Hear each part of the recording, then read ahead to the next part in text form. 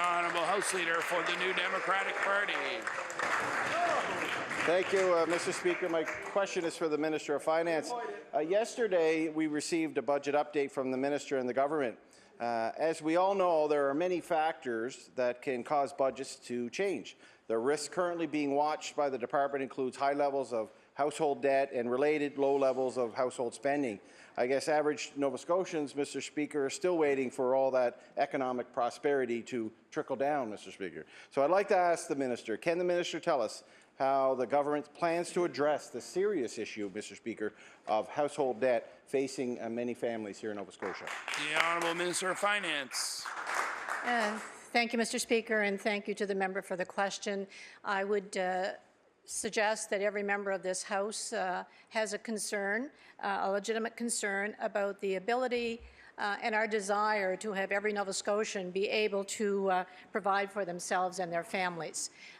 Our government has demonstrated through a number of different departments our initiatives to try to do that and to try to put more money in the hands of all Nova Scotians, and in particular low-income Nova Scotians who are struggling in some cases to provide for themselves and their families. And some of those programs, as the member would know, would be from finance, some would be from community services, some would be from Service Nova Scotia, and some would be from education. So it certainly is something that we as a government recognize and have taken some initial steps and will continue to take those steps to help those in need.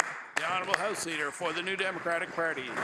Thank you, Mr. Speaker. In keeping with this government's claimed desire to be open and transparent, the budget updated included a $36 million appropriation for non-wage corporate initiatives. When pressed about exactly what that meant, Mr. Speaker, department staff explained that it was government's commitment and initiatives that were yet to be announced. So, Mr. Speaker, since it is the final day of Right to Know Week, doesn't the minister think Nova Scotians have the right to know what government is doing with the $36 million of public funding? The Honourable Minister of Finance. Thank you, Mr. Speaker, and to the member opposite, I would suggest that he may want to hearken back.